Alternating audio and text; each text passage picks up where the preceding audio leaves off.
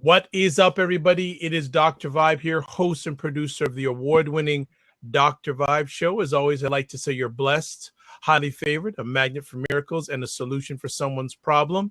Also, I am CEO and president of Express Your Vibe Coaching and Communications, and more, I host Epic Conversations. And on many Monday nights, I've been blessed to have this young gentleman along with me as we're going through a journey of so many different things, especially relating to men. And about a week or so ago, we were conversing back and forth digitally, and he dropped another knowledge bomb subject on us. And he has a way of dropping knowledge bombs, Dr. Charles, and he wanted to start off another series of conversations. So before we get into that, hey, what is up, Dr. Charles? How's all things? Everything is good, friend. How you doing, man? What's going on? I am blessed. I'm blessed, highly favored, magnet for miracles, solution for someone's problem, excited and jacked about this new series, and trying to keep up with Colin Kaepernick, but that's a whole other story right now. That's a whole other conversation. So for those who do not know about you, and they should, and they're going to find out now if they don't, give a little background about yourself. Doc, I am the president of WY Revolution Consulting, and that is a consulting firm that does nonprofit, educational, and governmental consulting around equity. So what my firm does is problem solve for various types of organizations we look at their problems from a systems framework through an equity lens. And so we are trying to solve the problems of the world and ensure that everyone that organizations encounter has the opportunity to thrive.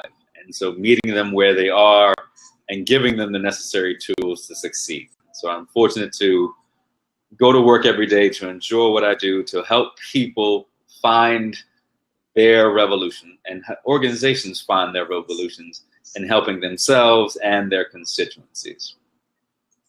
Wonderful, wonderful. So you have dropped a new conversation series for us. So since you brought it to the table, I will want you to introduce it and give it some background on why you wanted to pick this one up and run with it. You say new conversation. I think it's just a part of our, I think it's just an evolution of our hyper-masculinity to healthy masculinity. And I began thinking about, so many of the topics that we talk about, Doc, are the impetus for them are just what's going on in my own life. And, the thoughts that I have in the work, the experiences that I'm having with my clients and with friends and associates and the conversations that we're having. And so, remember the last time we spoke, it was about those cross-cultural conversations for men. And I think about that because of the diversity of my friendships with other men. And so as we think about creating equity and creating a space for all of us to, parsimoniously get along, we need to have those cross-cultural conversations. But as I also begin to have these conversations with my friends, I begin to think about my own life and some of the struggles that I may be facing or other men facing. And so the thought was this week to talk about the evolution of men and really about why 1 is greater than 100. So that was kind of a teaser. That's a good teaser because people are going to go, what him talking about? Yeah, 1 is greater than 100. And really this is, and hopefully we can get some women on the show tonight. But it's really the concept that being in a successful, stable relationship and how that allows for us to evolve as men and for us to actually to self-actualize or at least move towards that self-actualization, Doc. And so I just, that the impetus for that is to think about where I am, what I want in my life, and what are some of the barriers that are in front of me, and to kind of have this vulnerable conversation with other men. How do they get to that space of, being with one woman? What they have gained from that, what the chase was like for them in a means of being a distraction to their success. And so just wanted to have that conversation, Doc. That's so 1 is greater than 100. So the last thing about why that conversation is entitled 1 is greater than 100, the question was posed to me, what would I rather have in my life? To sleep with 100 women one time, or to sleep with one woman 100 times? And yeah, very, very interesting question, Doc. And I remember answering, if I was 15 years younger than I am now, I probably would have answered the question as, I would rather sleep with 100 women one time, because that's where I was. Conversely, now at 45, it is hopefully wanting to be with one woman 100 times. And I think, as we go through the show, we'll explain why. Okay, fantastic. We're also scheduled to have another host or friend as part of this series, Amed Hazel. He's just having some login issues, but he will be part of the conversation. I know he's logged in. He's just trying to get in via the screen. Also, just want to welcome Ebony Renee, Todd Merrick, Ellen Ann. Thank you so much for chiming in. I know a few others had jumped in and jumped back out. No problem. We're here for a little while, so you can always come back and always catch the replay. When you have a let me roll back. Do you ever have this conversation with others? Because I'd like to know the context where that question came up for the title of this conversation. Where did that context come up? The context for it, I think that it is this evolution of men. And so I am fortunate to have a group of men of various races and backgrounds that I can have intimate, vulnerable conversations with.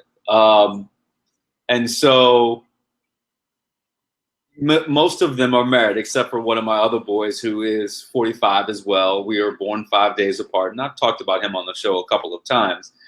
Both of us are single. And so we talk about this, from a single man's perspective with our friends who are married. And, that runs the gamut with people who are happily married to people who are unhappily married. And so as I think critically about who I am and who I want to be, I have that sounding board with someone who is in the same situation, wanting to find a strong partner and wanting to realize the benefits of that as we move through life. And so I think the context of that is just the self-awareness and self-thought that I have about where I am and who I want to be, and thinking through those things. Thinking through those things. My man, Amed. Thinking through those things, Doc, and wanting to be a better man, wanting to evolve, and wanting to have the greatest life and potential that I can, and also knowing that, to be honest, the chase takes up a lot of time. It takes a lot of time. It takes a lot of time and energy, away from, at least in my perspective, away from the pursuit of your professional and your personal success. So we've got into this conversation I met about, the 1 is greater than 100, really about being with one woman versus chasing after 100. Sure. Amed, what do you have to say opening up? I don't know if you got the perspective on why Dr. Charles wanted to drop this conversation tonight. Do you have some perspective? If not, he can certainly cut you into the conversation so you have a better understanding. I do not. Give me a little bit before I go in.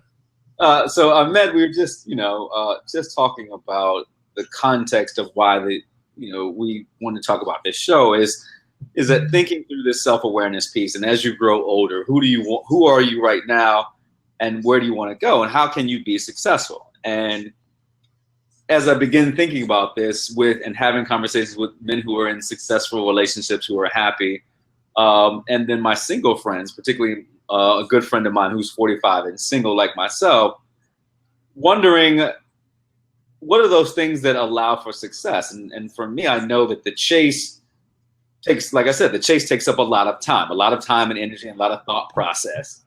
And to me, it takes away from my pursuit of my ultimate goal as being personally and professionally successful. It is a lot of energy that goes into it. I won't detail what the energy entails, but you know, I just began thinking about what are the barriers in my life that are in place that are impeding me from being as successful as I want to be. Sure. So I've been I'm on marriage number 2, but marriage number 1 started very early for me, just at about 18 years old. And I've always been a one-woman type of guy. I think the importance of it is identifying a solid partner that knows you, learns your behaviors, knowing intuitively that when I receive the ball a certain way, that they know automatically I'm running right. I'm running to the right sideline. Right. So they can then start to head there before me to provide some type of blockage. Right. You know, so I think that a lot of times I have single friends as well, and when I talk to them, I think that being exposed in that way, where someone knows your moves intuitively, makes them feel uncomfortable. So for me, I don't have anything to hide. I don't have, my kids know my cell phone password. My wife knows my cell phone password, my email accounts, my Facebook accounts. You know, I'm just an open book. So I don't have anything to hide. And that allows me to move unimpeded. Right. And that's a blessing. That is a blessing in itself, because when you don't have to have that worry, when you're not facilitating multiple conversations over text messages or social media or all the different mediums where you can communicate, whether it's Google Chat, Instagram, Facebook Messenger, text, all of these email, all of these different ways to communicate with various people. When you feel comfortable laying your phone down on the table, and if you go through my phone, go right ahead. There's nothing for you to see. Right. As well as, you think about it. If I'm having 8 to 10 text conversations going at one time, how much energy am I putting into everything else? Right. Yeah. You get divided, and right. The goal is now on managing the relationships instead of being focused and pursuing the greater goal, whatever that might be. Right. I'm going to throw something interesting in on this, because you guys are doing an outstanding job as always. Actually, you know what? Before I go any further, I want to also welcome Leah Kirby. Thank you so much for jumping in. And again, if anyone wants to jump in on screen, just ask, and the comments are flowing really good. And I will get to the comments, but I want to drop this piece in. One of the foundations of manhood is being a warrior. And I think that, and Dr. Charles may know where I'm going with this, and I think Amed knows where I'm going with this. There's something about being a man and being a warrior. And men through their time will have different battles that they want to be a warrior on. One of these areas is relationships. And one of the things I've shared in past conversations is that many young men, when they are growing up, are raised to play games. When they play games, who gets the most points is the winner. Yes. Right. So there are still a number of men out there that take the 100 because they feel that the 100 means the most points, that they're a winner. Just wanted to put that in there. Well, I think that how we are socialized, and so let's just talk about a little bit how I grew up. I never saw my father do anything on the outside of his marriage. He and my mother have been married for 51 years, so I never saw. So again, vulnerable conversation. I never saw how to be a player from my father. All right, that was just never something that was in front of me, and my father never had that player mentality, like, son, you've got to go out and sleep with all of these women. So that's not where I got that from. And I've said this before. My father walked in my 10th grade year, threw a box of condoms on the bed, and said, "Don't say that Dad never gave you anything." That was our foray into sex. All right, that was it. I'm trying to think of why this image of the player and multiple women was so alluring to me, and where it came from. I really don't know. And it may be that I was fortunate that that women found me attractive, and so maybe taking that, they've got good taste. So come on now. That's your kingship, brother. They recognize your kingship. Hey, I'm a humble man. I'm a humble man, and it's a blessing, to be on this earth and to be in the spaces that I'm in. And so I think that I picked that up. And so my friends, in college and high school, they had multiple women, and they talked about, I remember The Wood. You remember the movie The Wood? Sure do. Yeah, great movie, but we talked about that pursuit of sexuality, that pursuit of the first. And I remember having multiple girlfriends in high school, and not and not really thinking about whether I was just going to be dating one person. I had a girlfriend, but there were always a couple of other girls that I was talking to. It was high school. Right. I think I got my heart broken in college. I was faithful to one woman. And then once I got my heart broken in college, it was out the door then. I was like, well, I'm not doing this again. Right. So just that, I think that became the model of how to comport myself, that there was going to be multiple women in my life, until there wasn't. But just to put in the perspective too, I think a lot of people may not know this, but a lot of men aren't good alone. That's true. That's really true. I have a good friend who's that way, and I mean, I can't count the number of women that I know that he's been with. And when I've asked him about it before, that's his very statement. I don't like being alone. There you go. There you go. Well, I'll just interrupt Dr. Charles. I know you have something to say. Just going to catch up with some comments. Elanan is on fire, and that's Fiyah. Against some of her comments. I'm old school, and I don't think you should spread your heart everywhere. Single men or women should understand that they're single and not lonely. I think that's when it gets crazy, when you're juggling more than one woman or man. People play a lot of games to be honest, and find wholeness with themselves. Being married in that, I don't understand that one. So I'm going to leave that one. She does get a laugh about a lot of energy and cross texting. She said LOL to that one. So, and Leah Kirby, I think we're starting a Dr. Charles fan club here. Leah Kirby, Dr. Corprew, you're smart and attractive. That brings many women. Leah, and full disclosure, Leah and I are friends. So well, still part of your fan club. So take it, brother. Take it. Accept it.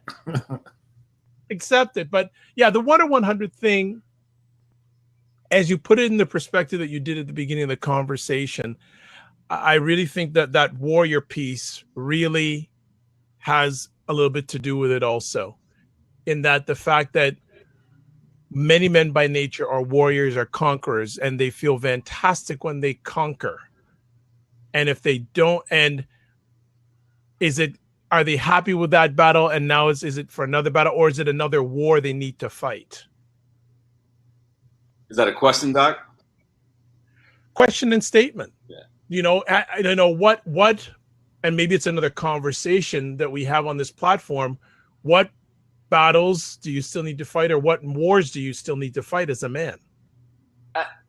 That's a good question, Doc. And I think if you go back to that conquest, the conquering, again, going back to how we're socialized as men, and you're seen as more manly if you have conquered, you know, let's use this, when you say conquer women, that means that they are ornamental and, you know, subordinate, which I do not agree with. But I think that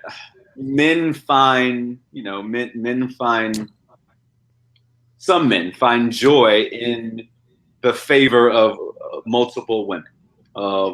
And so they enjoy that attraction, that they enjoy that attention. And to be able to conquer is, to be able to be with a number of women allows for the ego to grow. It builds a dimension of their personal self-esteem. I can have that conversation, Amed, at the watering hole. I can pump my chest, right, you know, to say that I have been with X amount of women, you know, and they have enjoyed it. It's not just about being about what they've enjoyed it. I have sexual prowess, you know, and so women come back, you know, right, to be with me. They will then, you know, fight. And if they are upset or, you know, not fighting, but showing their emotions towards me, that means that I am worthy. And so some men live and feed off of that perceived weakness of women, because they have now gone in, conquered, done their thing, and felt good about themselves, sometimes at the detriment of their female partners. Absolutely. It is not empowering to them. In addition to, some men love the chase as well. You know, once they catch the prey, they're no longer interested in the prey. Mm-hmm. Yeah, it is the excitement. It is the lure. And that was the interesting thing, if we can just segue for 1 second, is that we were having this conversation with over drinks the other night, and we were talking about the women that we respected the most. And it was those women that made us wait. Absolutely. Absolutely. That made us wait for it, that didn't just give it to us outright.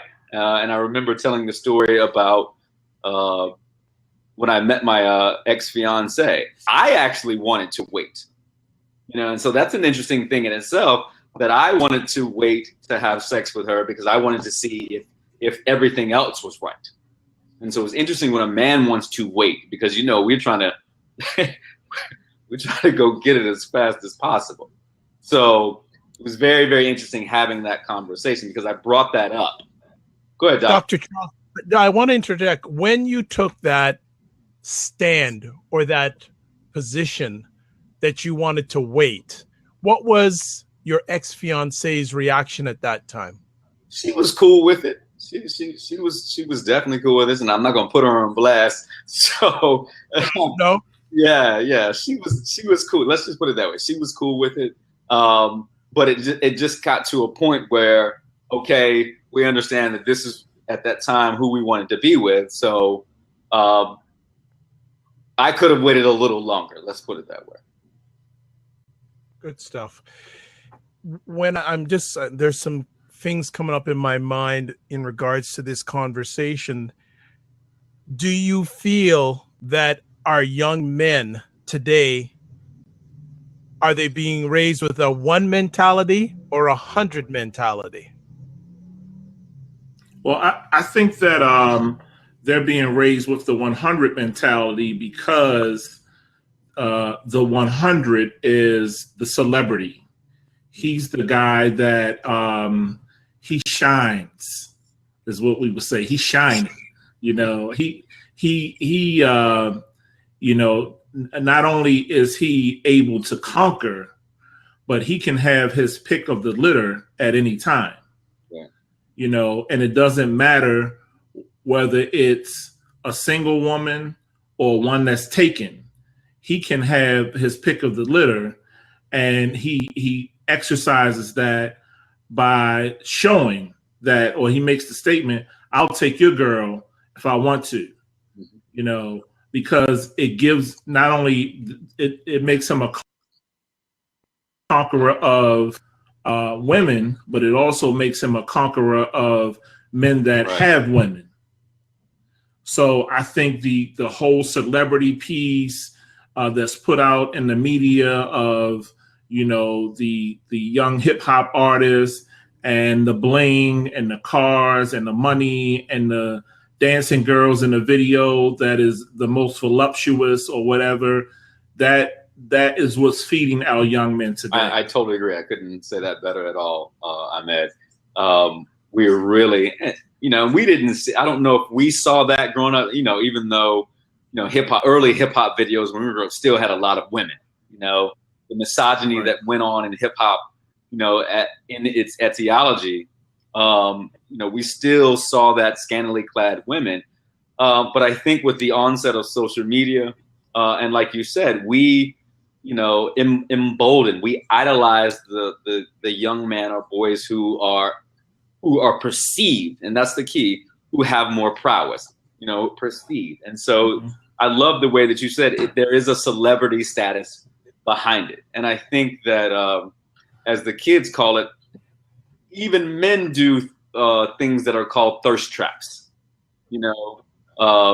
And so for viewers who don't know what thirst traps, you will post something on media, on social media to get as many likes as possible, you know. And so we will see men flexing, we'll see men in you know, boxer briefs, you know, where they might have manipulated something, where they, you know, and so it's interesting, so they can get more likes and they can get, you know, more opportunity. So it puts them out there to attempt to be with the 100.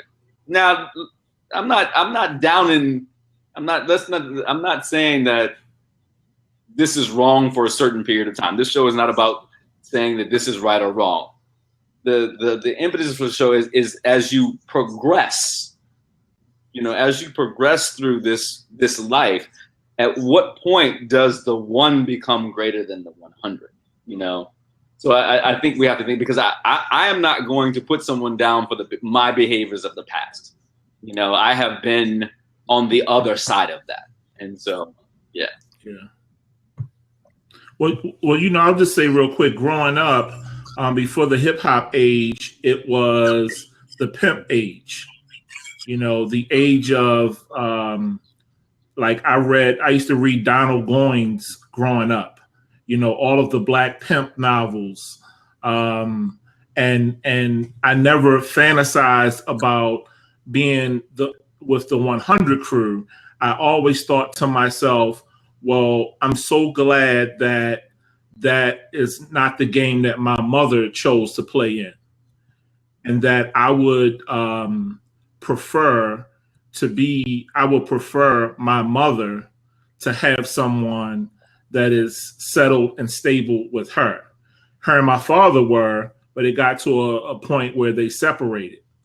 So, and she used to always tell me that, you know, your mother, you know, is the number one woman in your life until you get married. And then that person is the number one woman in your life, you know.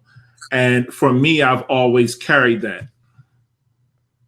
And do you feel that message, Amed, is still being told to young men today?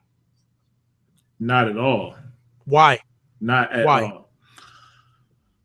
I think there's been a break somewhere in the message and how it's being delivered. I think that a lot of the older generation lost control with, you know what I think the cutting knife and division came with the crack epidemic. I think that decimated our families. And I think that the message, the culture of what the older generation may have been trying to pass down, that bridge was totally destroyed with the crack epidemic. Dr. Charles, I want to come to you. When you have this topic discussion amongst the wide variance of men that you communicate with, are the answers or responses or the comments any different between the races? Are there any difference? I knew you were going to ask that question. Well, you know that.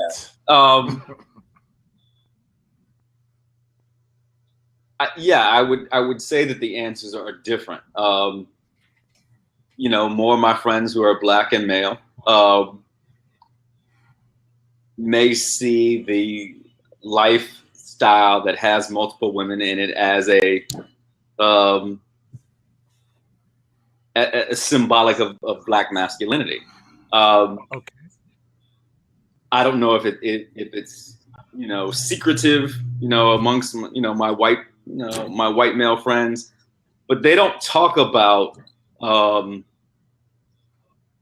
they don't have conversations about women like we do. Okay. Yeah, they don't. My boys that are married and who are white, you know, our conversations are about work. Our conversations are about making money. Very rarely do I have conversations with, and I'm thinking about, you know, very rarely, if at all, do we have conversations of a sexual nature about women, which, you know, for Black men is a part of the diatribe between us, you know.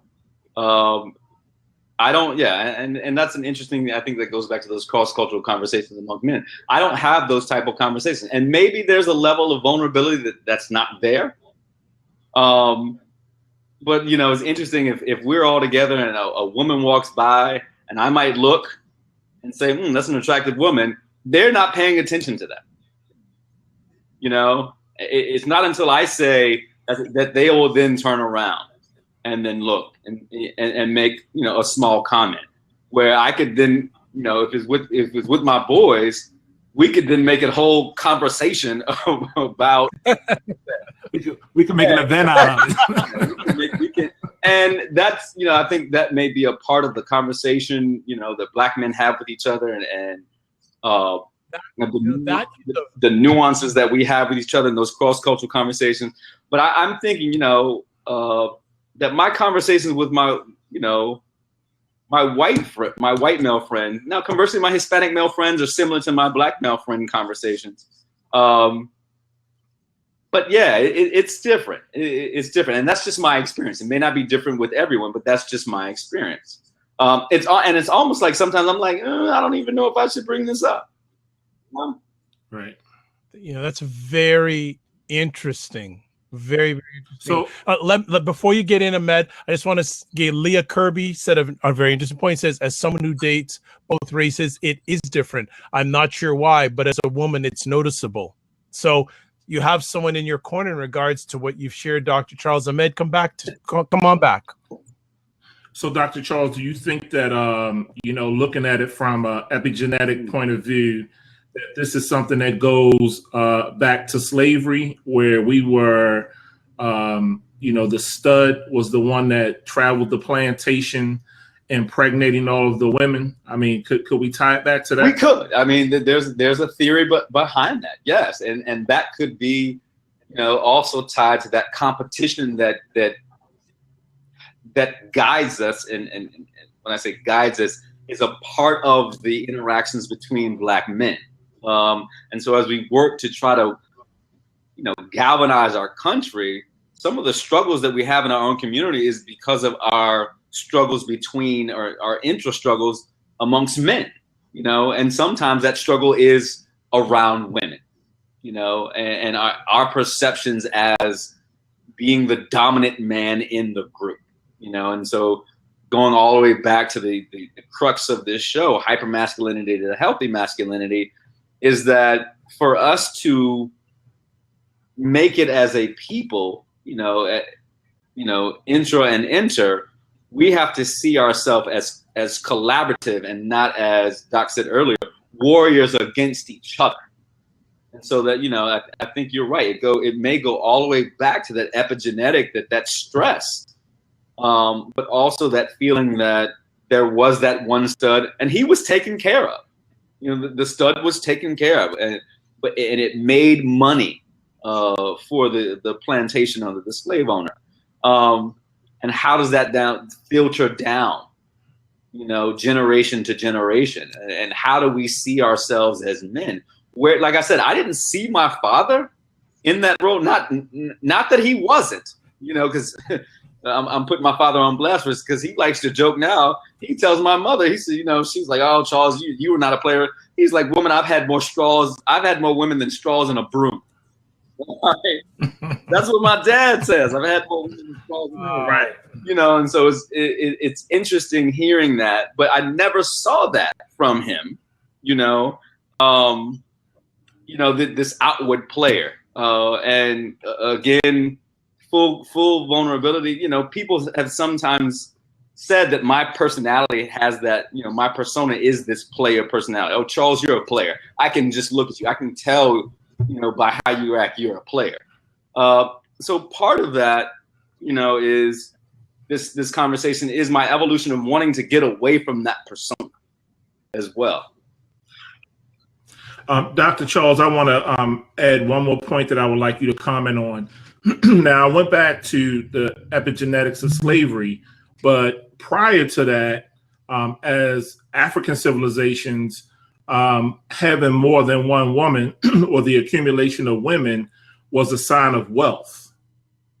So give me your take and your thoughts on that, because I think that could also play a part in how we're thinking and maybe perceiving the accumulation of women as well. So if we think, the way that I'm going to think through this is that for many black men,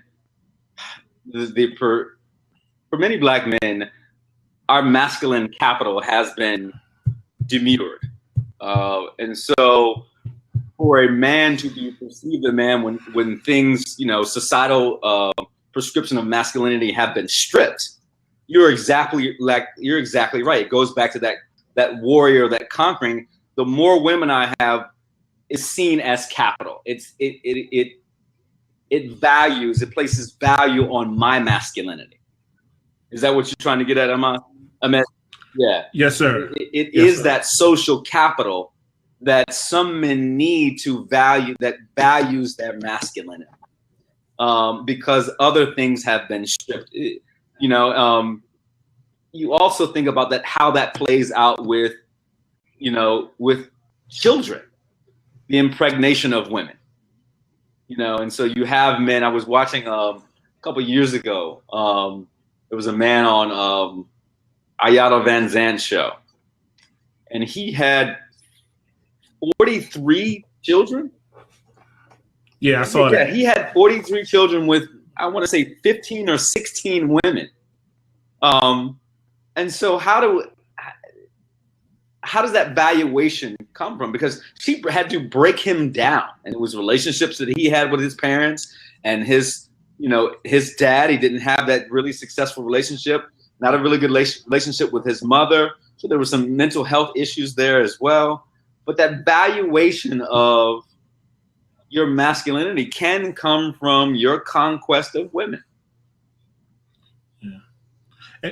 And is our perception of being with just one woman, is that a perception that comes from colonialism, or is it natural for us to be coming from an Afrocentric perspective? That's a great question. And how we were socialized during slavery, with Christianity being the framework, for slavery. And when I say the framework, it was the Christian faith and belief that held slaves in captive. The Bible was used. Slaves should obey the master. And so the acculturation into Christianity, where you think if you go into the Muslim faith in Africa, multiple wives. and also into this evolutionary theory of, are we supposed to be monogamous?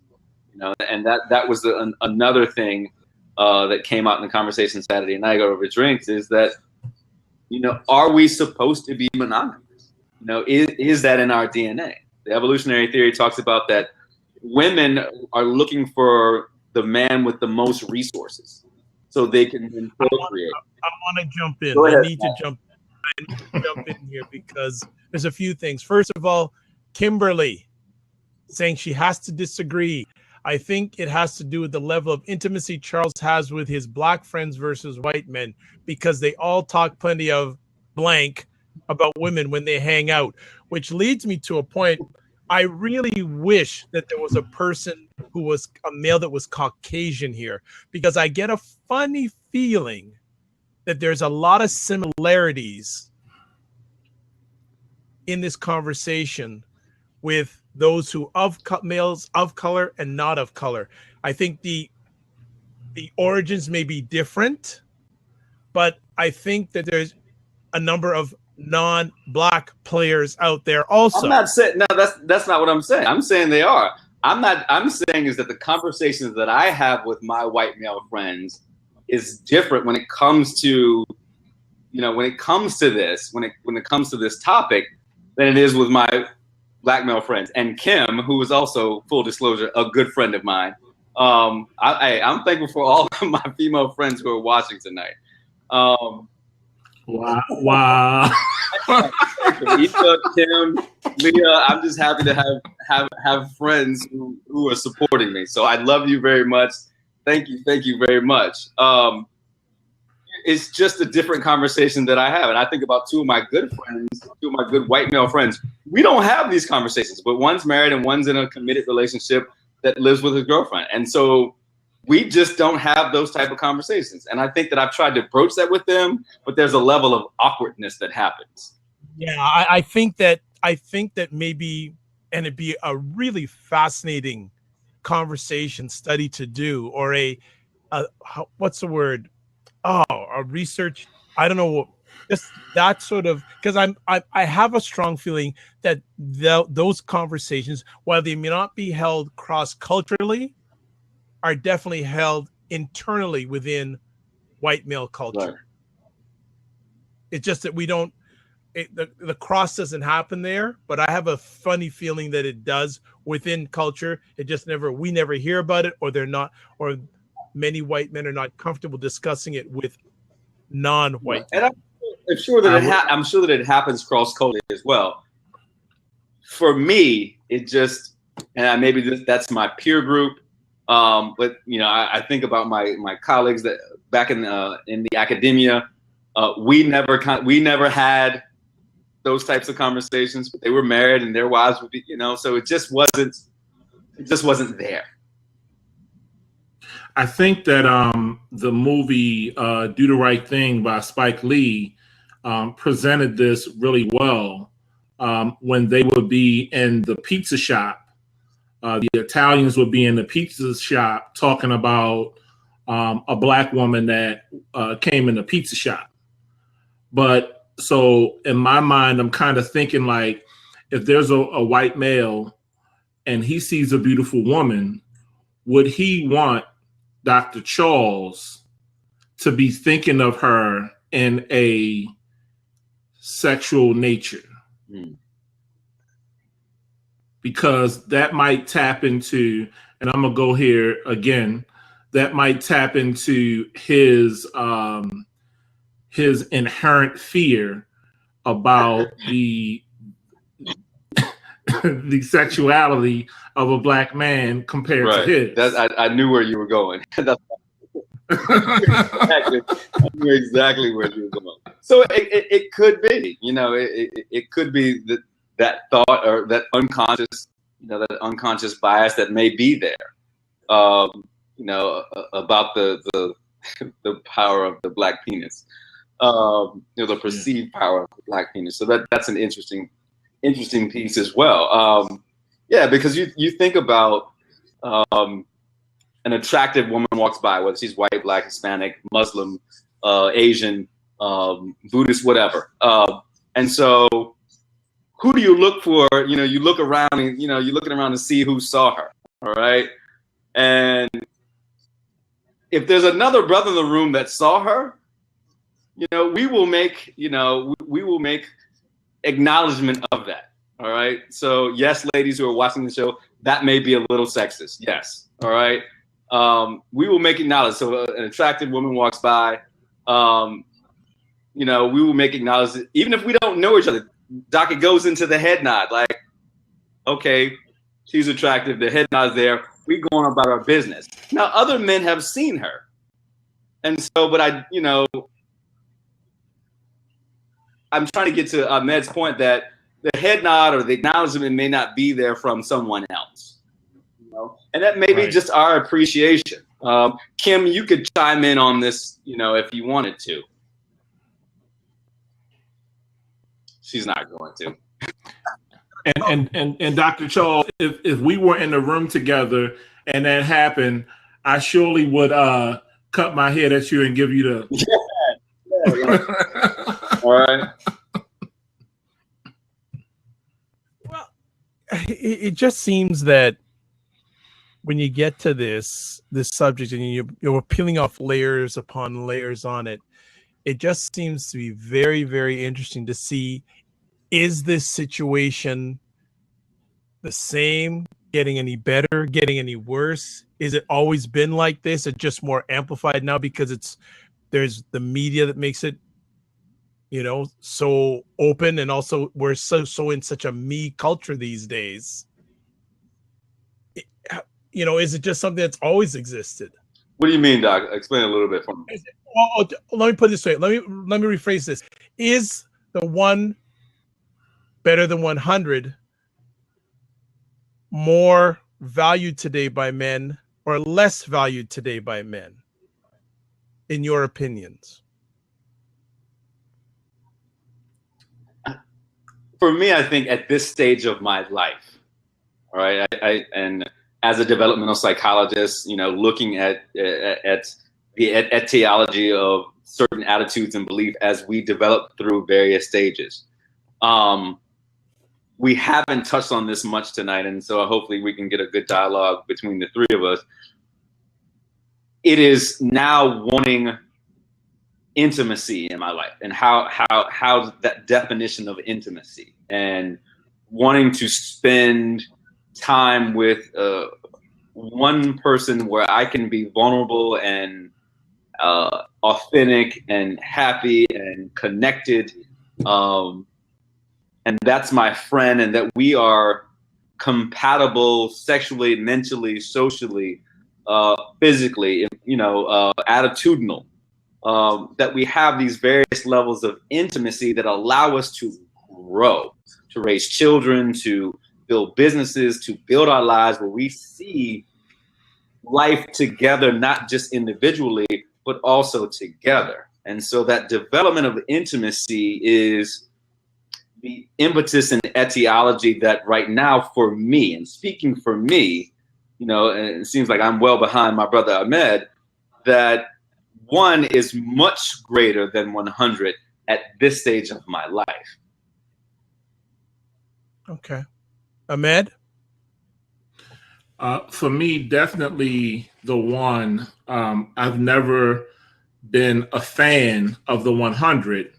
I've participated in that club as a teenager, but quickly grew out of it because it was so much to manage. But being with the one definitely allows me to be abrased at times, which I definitely appreciate because that helps me grow. Having my thoughts, ideas, and emotions challenged on a regular basis helps me grow. But also having the compatibility and the teammate that is going to run interference while I scored a touchdown. Okay, good stuff. It's LNN feels that it's the 100 is more prevalent these days for men, and also says that women are doing it too. So that's why she feels the 100 is more prevalent. Gentlemen, do you have any comments on that take that Ellen Ann gave out about she feels the 100 is more prevalent? I'm not saying that it's not. I'm not saying that it's not prevalent. I can't speak for other men. I just, the conversation about monogamy is not a conversation that I have with a lot of people. And so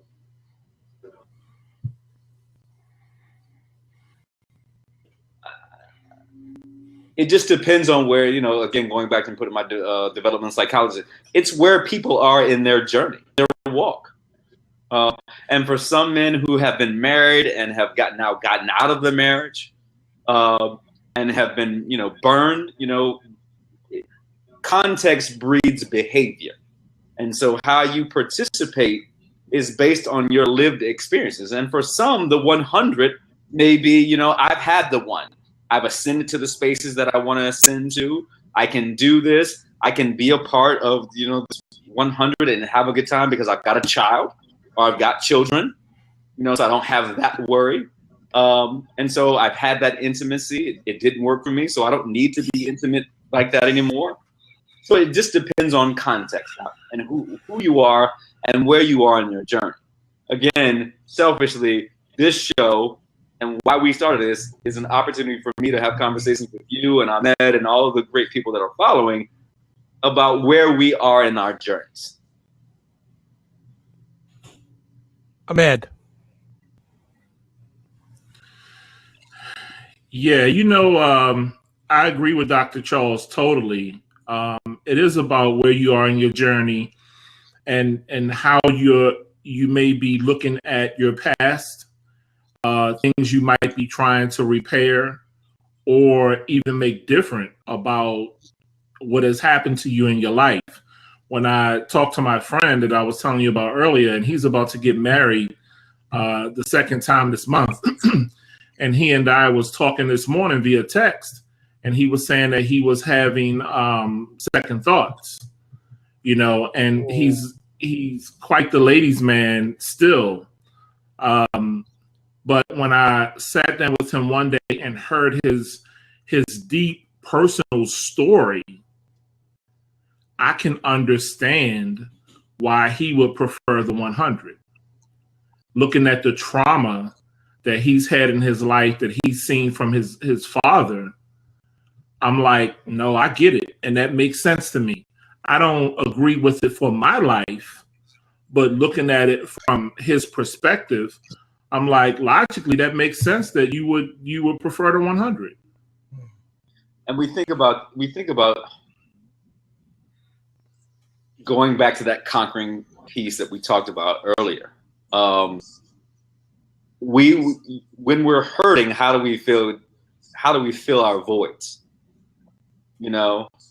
And depression and anxiety are filled with anger, rage, and conquest, or substance abuse, and so, or all of the above.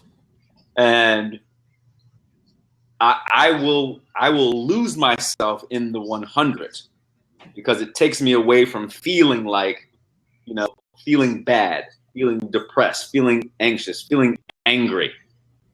But what has happened for me is that if I'm ready for you to get out of my bed once it's done, that is a level of anxiety and sadness that I also don't want to feel either.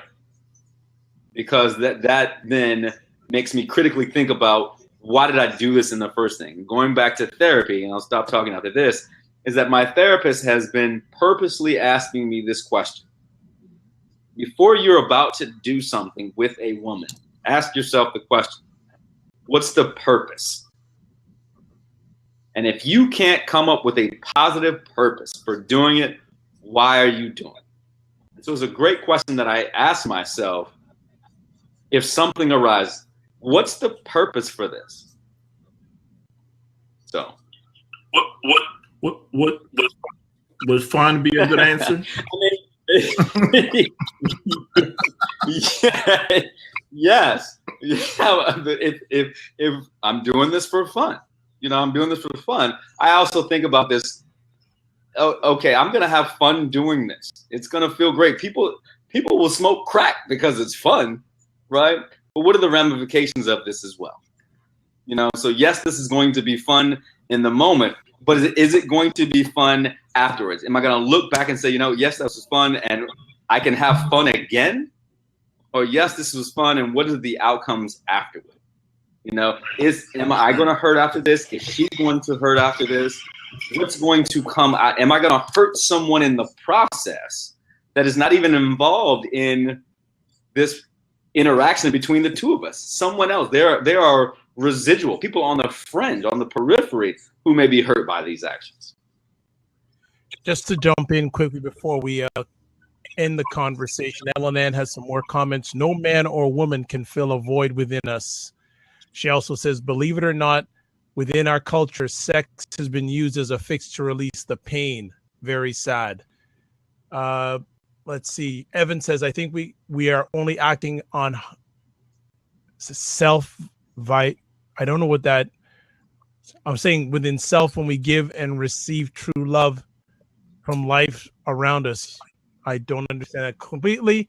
Leah Kirby says, whether marriage and or monogamy or not, I think to surround yourself with those who can open up to love and those who make you a better person and those who make your heart happy. Obviously, one of the words you did also say, Dr. Charles, and I always have to say this, is the word intimacy. And I know, Amed, you've probably got to jump off. So if you got to jump off, give your contact information and Dr. Charles and I will end the conversation. Hi, I gotta jump off for another call, but if you would like to reach me, you can find me on Twitter at Amed Hazel, AmedHazel, and on LinkedIn, Facebook, and I'm pretty much on all social media platforms. Send me a message. We could do a phone conversation and connect as well. All right. Thanks very much for making the conversation better. God bless. We'll reach out to you again this week, brother. See if we can connect. All right. Good to talk to you, brother. All right. Before I close it down or we fade out here nicely, one of the things I always say is the word intimacy. And I say, and I think I've shared this with Dr. Charles before, I break it down to into me see. Right. Into me see. So I love the question you put out there, like before a man does anything with a lady, what is the end result? If it's a positive end result, that's great. If it's not a positive end result, don't do it. What's the purpose? And I haven't, before that conversation with my therapist, I didn't ask that conversation. I didn't ask that question. I just went in and then had to deal with the ramifications of it. And not that I'm perfect at it now, Doc. I'm not perfect. I'm a work in progress. And I think that this is why we have these conversations is that if we think about, again, here's a plug. If we think about what's our own personal revolution, and then how that can then breed others' revolutions, we have to be able to be vulnerable and put ourselves out there. And as a part of my personal revolution, Doc, is really trying to figure out who I am, to be more self-aware of this process of becoming a better Charles. And hopefully in this process, be able to help people. But the evolution of who I am is not a perfect process. And I don't think it should be a perfect process for anyone. I think that we have to succeed and fail. It's a journey. And I succeed and fail all the time. Yeah. Oh, a lot of times we just fail forward. Yeah, exactly. But I am fortunate to have great friends like Leah Kirby and Kimberly Hill Putman, who put me in my place, who check me, who love me. My friend Eva that was on a few minutes ago. So it is a blessing to have them be a part of my life, to be great friends, to be able to be sounding boards for each other. So I love you all. Trust me. Excellent. Well, before we let you go, because it is the top of the hour, how can people touch base with you? On my website, our consulting firm at wyrevolution.com. You can reach me by emailing me, and I'll put it in the comments. Corprew, CORPREW at wyrevolution.com. Both Instagram and Twitter are at wyrevolution. Wonderful. And we're looking to have the next conversation in 2 weeks' time. Weeks, Doc. All right, excellent.